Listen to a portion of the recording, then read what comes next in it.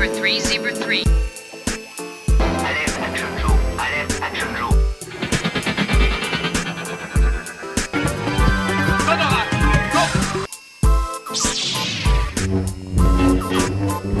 I'll be back.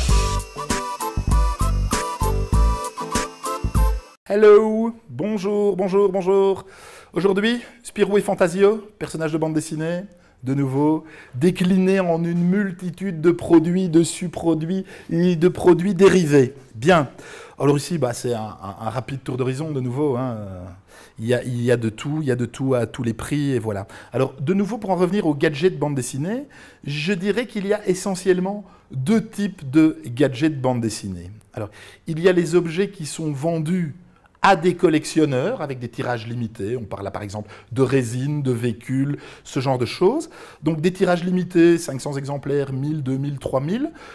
À mon avis, et là je sors un petit peu du cadre strictement du Spirou et Fantasio, à mon avis, la valeur restera pour ces produits, mais ne deviendront pas plus rares. Pourquoi? Tout simplement parce qu'ils sont dans les mains de collectionneurs qui sont conscients de la rareté et du prix. Donc, sauf accident, le chat, un enfant qui fait une petite colère, une femme qui claque la porte, ou un époux, bien entendu, tout est possible, ces pièces vont rester dans le milieu de la collection, et donc ne vont pas diminuer. Alors, de nouveau, on fait un produit, tirage 3000 exemplaires, on fait un second produit qui ressemble pratiquement à l'autre, avec juste un petit déplacement du bras ou un petit accessoire supplémentaire, de nouveau 3000 exemplaires.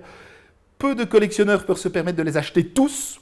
Donc, in fine, quand on sera à 10 produits différents, tirés chacun à 3000 exemplaires, on va déjà être à 30 000 pièces pour des collectionneurs. Alors, il faut savoir que si effectivement certains produits sont universellement connus, enfin en tout cas mondialement, universel c'est peut-être un peu exagéré, mondialement connus, il y a des produits qui sont des produits très très typés pour des marchés spécifiques. Je prends pour exemple Bécassine. Eh bien Bécassine, on a effectivement un marché francophone qui se réduit d'année en année, avec des produits qui à l'époque étaient relativement recherchés et qui maintenant, de toute façon, n'ont plus aucun intérêt pour la majorité des collectionneurs. Voilà. Ceci étant dit, on va revenir sur Spirou et Fantasio avec une série de produits. Alors, la série des produits qu'on va trouver ici, c'est essentiellement des produits qui n'ont pas été mis en vente pour des collectionneurs, en tout cas c'est ceux que je préfère le plus, et on va effectivement avoir par exemple, ici, voilà, le papier collant Tessa, pendant les années 90, ou en tout cas une partie des années 90,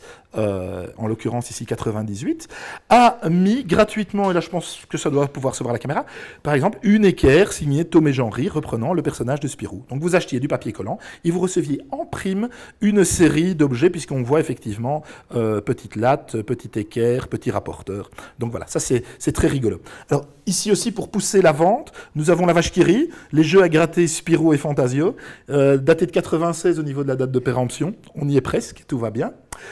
Dans le cadre, par exemple, on parle beaucoup du Brexit anglais ces quelques dernières années. Et, voilà, on a quelque chose qui a un rapport immédiat à l'Europe et à l'euro, donc un portefeuille Spirou, avec Spirou en bleu, ce qui est un peu comique, puisque Spirou est systématiquement en rouge. À ce sujet, je vous conseille toujours d'aller jeter un petit coup d'œil sur Wikipédia pour avoir une histoire un peu plus complète de Spirou. Et je vous conseille bien entendu la lecture de tous les albums de Spirou et Fantasio, et surtout ceux de la période Franquin, qui sont, à mon sens, une véritable perle. Alors, le compagnon de Spirou, c'est évidemment Fantasio, ici, voilà, vous avez TU, hop, je change, voilà. Donc vous avez Fantasio, le compagnon de Spirou, et le petit animal fétiche de Spirou, à savoir Spip, le petit écureuil. Alors, petit écureuil qui a été décliné de différentes manières, en voici un autre, avec un système de ressorts. Et là, on va demander au caméraman, alors ici c'est action, je vais placer l'élément, voilà, on le filme. Voilà, et nous avons donc l'écureuil sauteur, c'est extraordinaire. On a eu beaucoup de chance aujourd'hui parce que parfois, ça reste bloqué pendant 10 minutes avant de démarrer. Vous l'avez échappé belle pour avoir une séquence d'un quart d'heure où il ne se passe rien, bien que ça existe. Alors, ici, nous allons détailler un tout petit peu. Nous avons toute une série de pins. Alors ces pins étaient offerts à l'achat, et là c'est vrai que c'est un collector, à l'achat des voitures de Spirou. Alors c'est essentiellement des personnages en relation avec le monde de Franquin, et quand je dis essentiellement, pratiquement uniquement d'ailleurs, si je ne m'abuse, où nous avons effectivement le personnage principal Spirou, qui se trouve ici, et toute une kyrielle de personnages principaux ou secondaires. Hein. Par principaux, j'entends bien entendu Fantasio. Alors nous allons maintenant regarder ce Spirou ici. Voilà, alors ce Spirou fabriqué par Tyco, extraordinaire.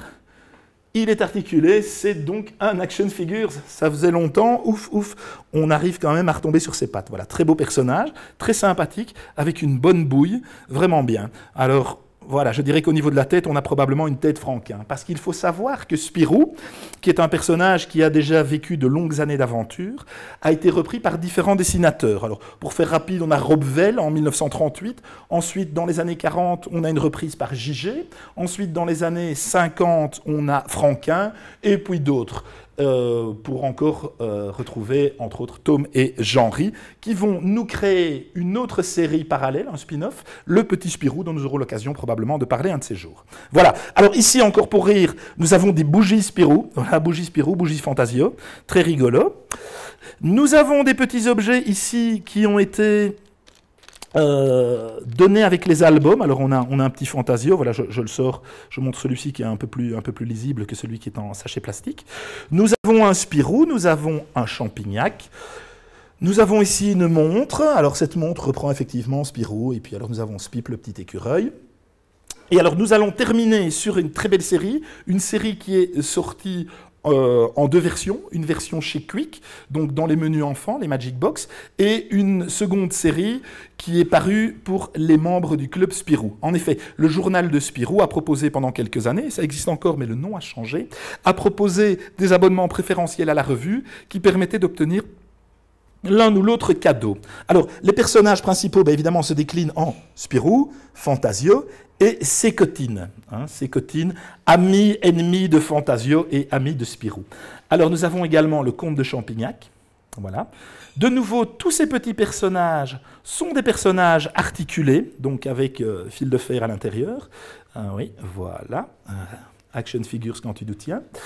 Et nous avons au verso la marque Quick. Alors, marque Quick, pour effectivement la série Quick, et pour d'autres, comme par exemple la Sécotine qui se trouve ici, Quick également. Et par contre, cette Sécotine-ci, qui n'a d'ailleurs pas le petit prospectus Quick, n'est pas marquée Quick. Donc voilà, une autre version pour les puristes. Voilà, pour Spirou, on peut durer pendant des heures, puisque de nouveau, je rappelle, les albums, surtout ceux de Franquin, le journal de Spirou, paru depuis des années, depuis 1938 à nos jours, ça paraît encore, donc c'est une superbe collection, il y a vraiment beaucoup de choses et pour tous les goûts. Et pour le reste, on se voit la prochaine fois.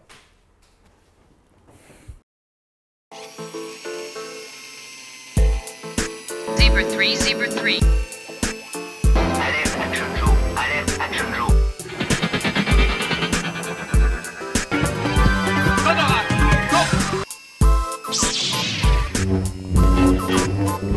I'll be back.